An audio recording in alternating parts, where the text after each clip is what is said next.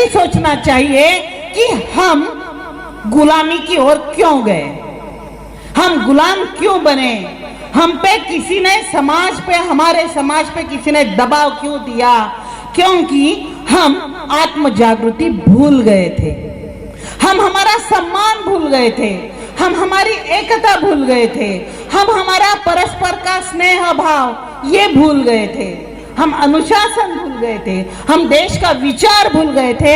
यही जगाने के लिए हम आए, क्योंकि डर नहीं है हमें दुर्जनों की दुष्टता से। ध्यान रखो, डर नहीं है हमें दुर्जना की दुष्टता से, डर है हमें सज्जन की निष्क्रियता से। जब सज्जन निष्क्रिय हो जाता है, मुझे क्या करना है, मुझे कुछ लेन देन नहीं, किसी की लड़की भाग गई मुझे क्या है, किसी के घर पे आँच गई मुझे क्या है, मेरा घर परिवार तो अच्छा है। जब सज्जन ऐसा निष्क्रिय होता है तो ये दुष्ट हम पे दुष्टता करते, नहीं तो किसी की शान नहीं है कि हम पे कोई राज करे। और इसलिए हमें संघ हरदम बताता है संघ दक्ष, एक शब्द संघ का है दक्ष, सावधान, ये सावध करने की वक्त है। और इसीलिए आज हम बहने भाई एकत्र आकर के बैठे हैं, हम दक्ष होना चाहिए, हम सावधान होना चाहिए। इसलिए सर्वेशान अविरोधेन, जैसे गुरुजी ने बोला, हमें किसी से दुश्मनी नहीं है, हमें किसी से डर नहीं है, हम किसी का विरोध करते नहीं है, मगर हम किसी का विरोध करते नहीं है, हमारा विरोध भी कोई ना करे। और अगर कोई विरोध करता है तो उसकी जगह वही बताने की ताकत हमारी भाई बहनें माताओं में होनी चाहिए। भारत का समाज संगठित हो, व्यक्ति निर्माण करने का ये केंद्र है, उसका हम काम करें। हर व्यक्ति हमें निर्माण करना है जो देश के काम आए, वो धर्म के काम आए, वो देव हमारे भगवान के कार्य में आए। और सभी भारतीय इस भारत माँ की उपासना करें, क्योंकि कहते हैं देश रक्षा परम पुण्यम, देश की रक्षा परम पुण्य है, देश रक्षा परम व्रतम, सबसे अच्छा व्रत है देश का काम करना।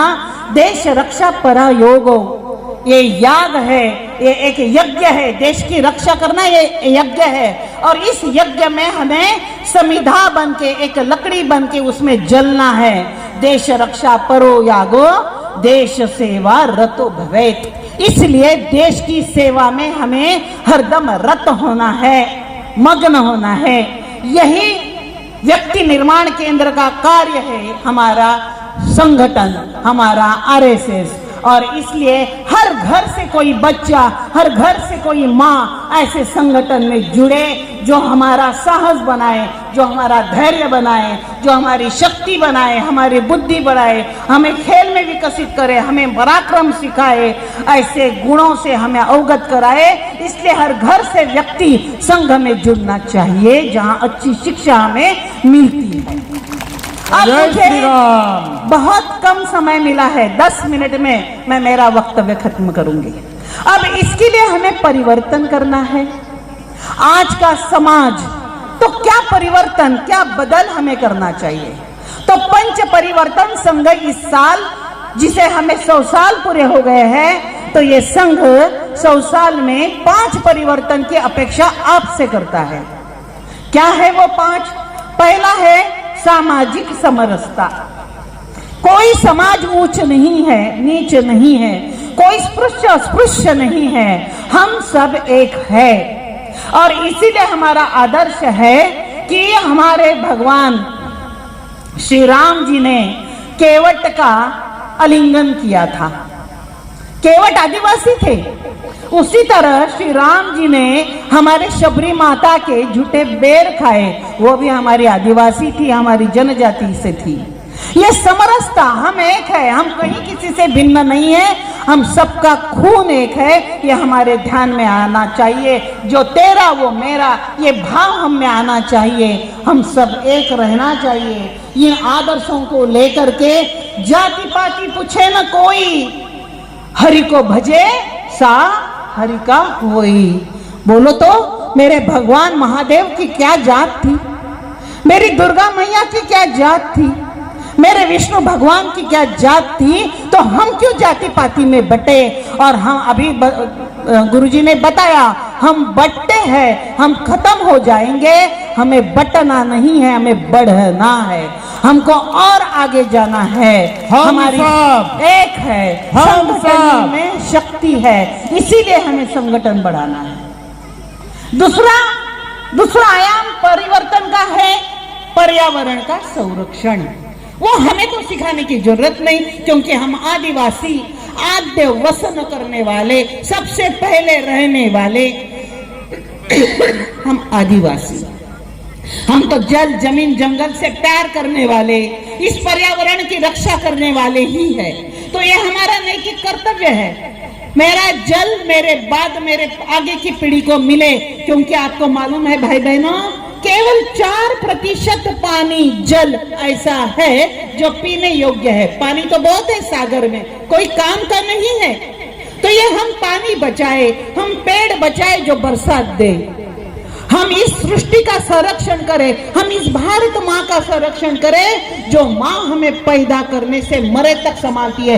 कपड़ा वो देती है, धान्य अनाज वो देती है, मरने के बाद में खुद में समा भी वो लेती है। इस धरती का भी हम रक्षण करें, इसलिए पर्यावरण रक्षण हमें करना है।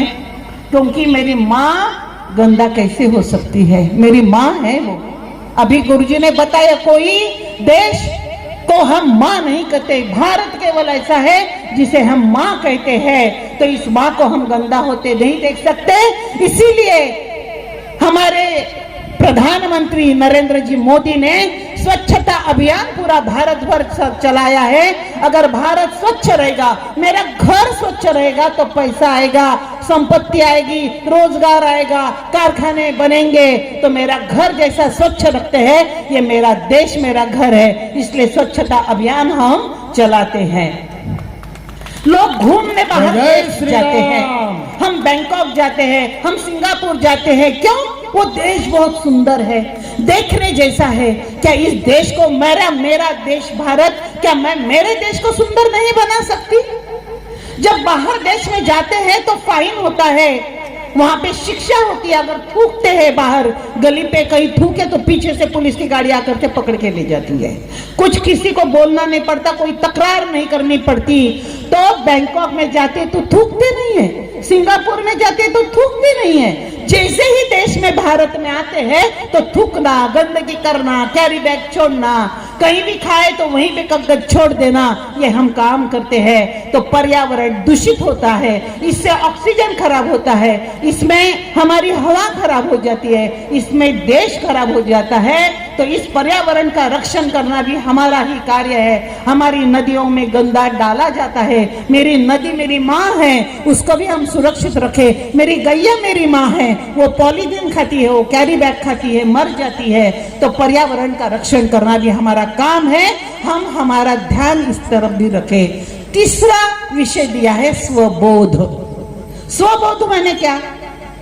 स्वयं को स्वयं का बोध होना। क्या होना चाहिए? स्वयं को स्वयं का बोध कैसा होना चाहिए? तो मैं कौन, सबसे पहले मैं कौन, मेरा काम क्या, मेरा आदर्श क्या, मेरी जिम्मेवारी क्या, ये हमारे ध्यान में आना चाहिए। आज क्या है, भारत की ऐसी अवस्था है कि बाहर के लोगों ने आके हमें बताया तो हमें बहुत अच्छा लगता है। बाहर के देश की लड़की अगर शर्ट पैंट पहनती है तो हमें बहुत अच्छा लगता है, मगर मेरे घर की नारी अगर साड़ी पहनती है तो हमें वो बावली दिखती है, वो अनपढ़ गवार लगती है, क्योंकि हमें स्वबोध नहीं है। मेरी साड़ी अच्छी क्यों, मेरा पहराव अच्छा क्यों? कोई जीन पैंट पहनता है तो हमने धोती छोड़ दी, हमने पैजामा छोड़ दिया, हमने सोचा भी नहीं कि इसकी जरूरत मेरे देश में है क्या। वहां पे जीन पैंट पहनी जाती है जहां बहुत ठंड है, जहां पानी नहीं है, जहां सूरज उगता नहीं है, सालों साल हमारे कपड़े महीने सूखते नहीं है, तो वहां पे एक ही वस्त्र ऐसा पहना जाता है, वो जाड़ा है, वो धोने का काम नहीं है, वो फटता नहीं है, तो वो जीन पैंट आज भारत में पहनी जाती है। आज महिलाएं हमारी पैंट शर्ट पहनती है, साड़ी पहनने में शर्म आती है, मगर क्या हमने कभी सोचा कि हम साड़ियां क्यों पहनती है? मुझे जितना छोटा सा नॉलेज है मैं बताती। बोलते हैं साड़ी हम इसलिए पहनते हैं कि हमारा पेट का जो पार्ट है, हमारा पेट जो है ये खुला रहना चाहिए। पुराने जमाने में हमारे भाई भी खाना खाते थे ना, तो शर्ट उतार के रखते थे क्योंकि उनका पेट खुला रहना चाहिए, इसलिए कि हमारा पेट माने यज्ञ है। हमारे मराठी में एक श्लोक है, उदर भरण नोहे। हम खाना खाते हैं, उदर यानी पेट, भरण यानी भरना। खाना खाना यानी केवल पेट में भरना है, ऐसा नहीं। उदर भरण नोहे जानीजे यज्ञ कर्म। हम खाना खाते हैं, ये यज्ञ कर्म है।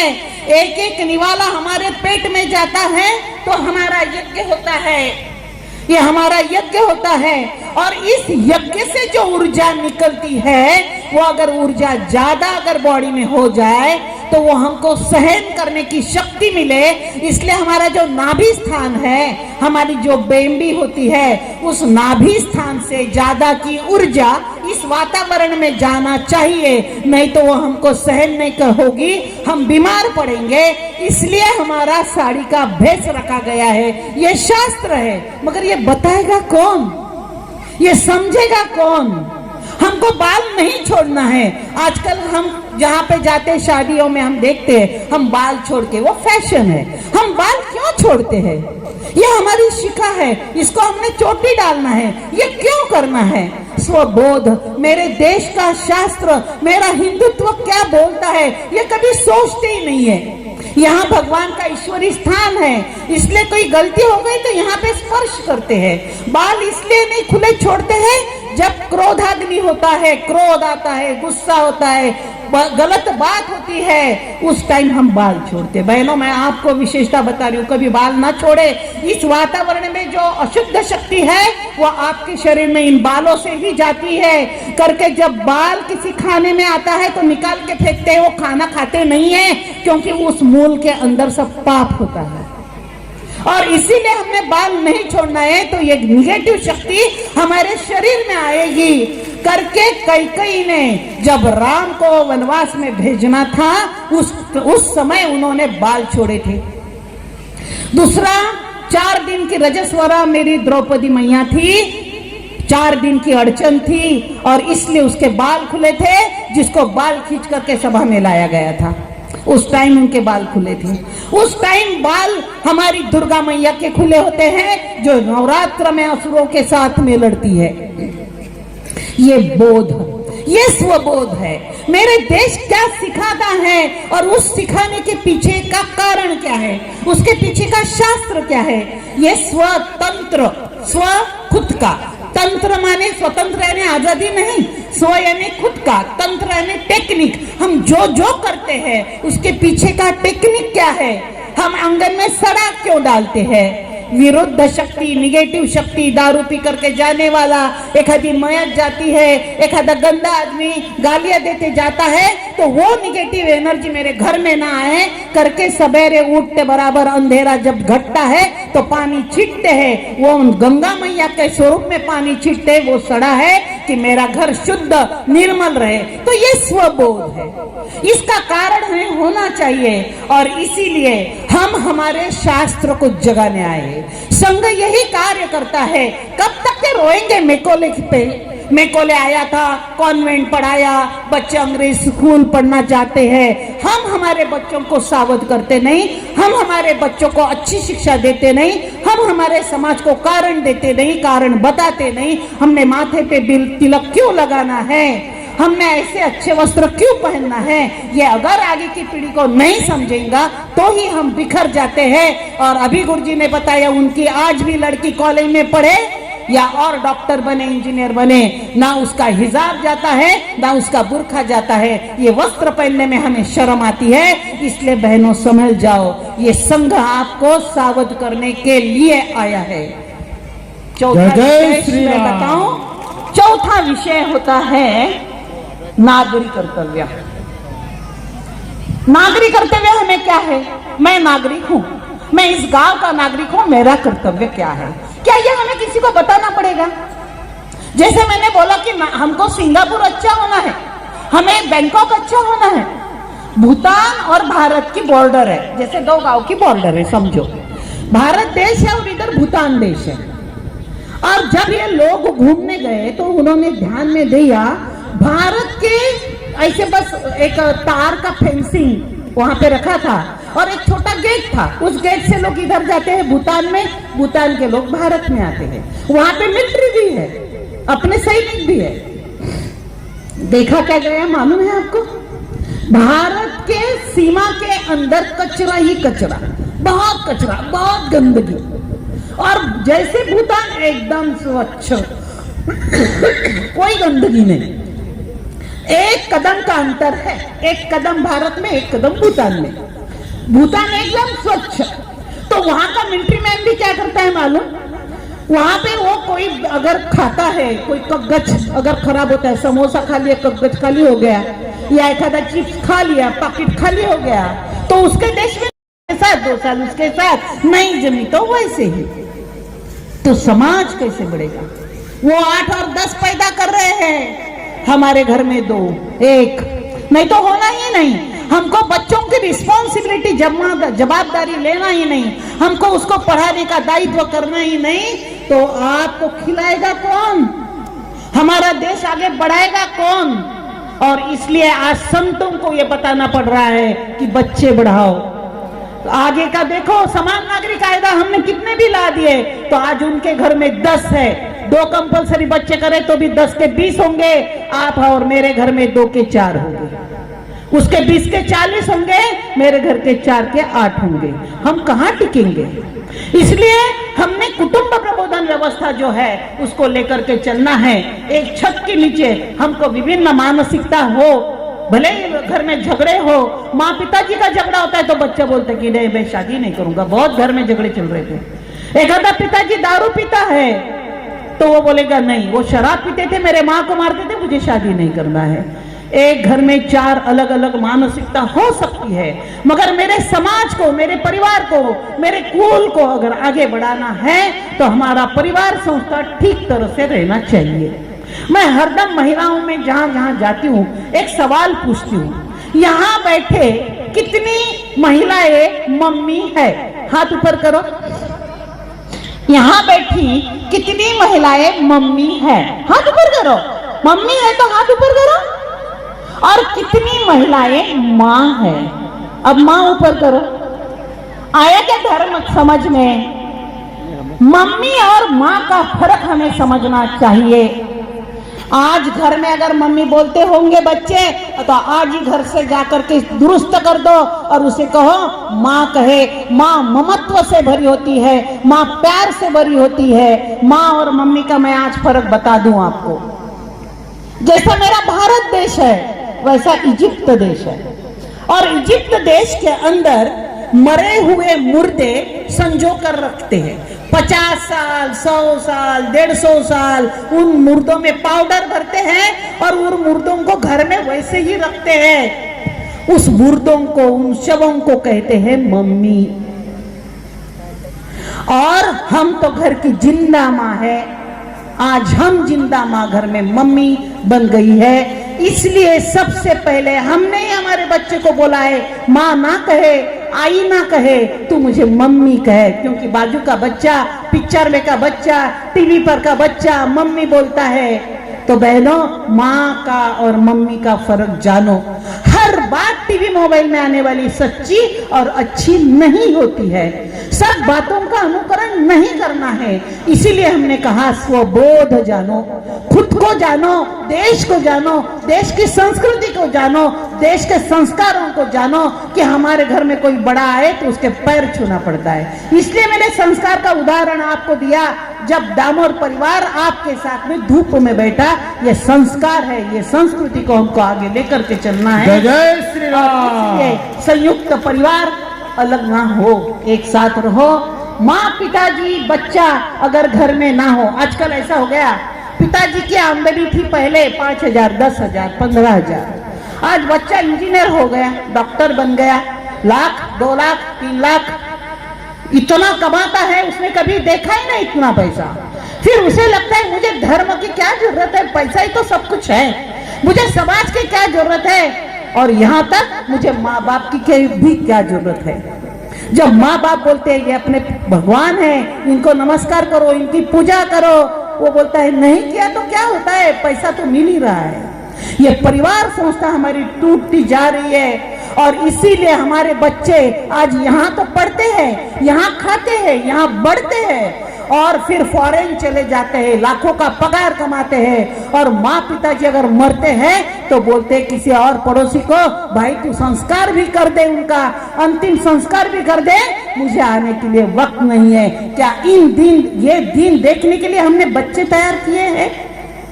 बाहर देश जरूर जा, मगर मरने के लिए और माँ पिताजी की सेवा करने के लिए इस देश में ही आना है।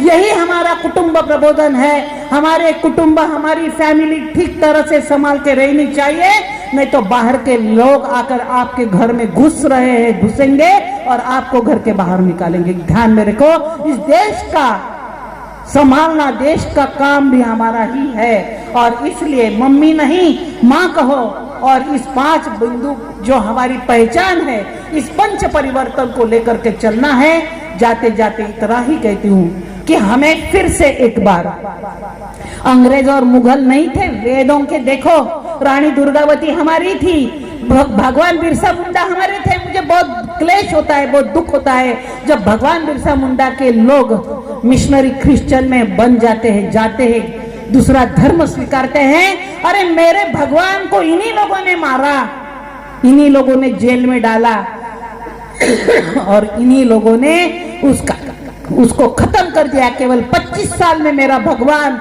जिसके आज हम पूजा करते, उनका अंत्य हो गया और आज हम उन्हीं दुश्मन के साथ में जिन्होंने मेरे भगवान को खत्म कर दिया, उन्हीं के साथ में हम जा रहे हैं। बोलो भगवान हमारे लिए शर्म की बात है, भगवान बिरसा मुंडा की। मेरी रानी दुर्गावती, सबको मालूम है इतने शान से नाम लेते हैं। हमारी फूलो जानो इन मोगलों के साथ में लड़ी और जब ध्यान में आया कि मैं इन मोगलों के साथ में लड़ते हुए जीत नहीं सकती, तो खुद का आत्म बलिदान, अपना ही सुरा, अपनी ही तलवार खुद को घोंप ली और अपना आत्म बलिदान दिया, आपका सम्मान रखा कि मैं इन मोगलों के हाथ में नहीं जाऊंगी, ये मुझ पे अत्याचार करेंगे। और आज हमारी बहनें लव जिहाद में फंसती जा रही है, सोचती नहीं है मैं किसके साथ में भाग के जा रही हूँ। जय श्री राम। सोचो, समझो, जागो। और इसीलिए आरएसएस कहता है दक्ष, इसलिए स्वराज को संभाल के रखना है। स्वराज को सुराज अगर करना है, राम राज्य अगर लाना है, तो किस रावण की काटू बाहे, किस लंका में आग लगाऊं, दर दर रावण दर दर लंका, इतने राम कहां से लाऊं। मगर मुझे मालूम है घर से ये संघ हर घर से राम तैयार करेगा, हर घर से राम तैयार होगा तो मेरा देश सुरक्षित रहेगा। और इसलिए हर घर से राम तैयार करने की जिम्मेवारी संघ की और हम सब की है।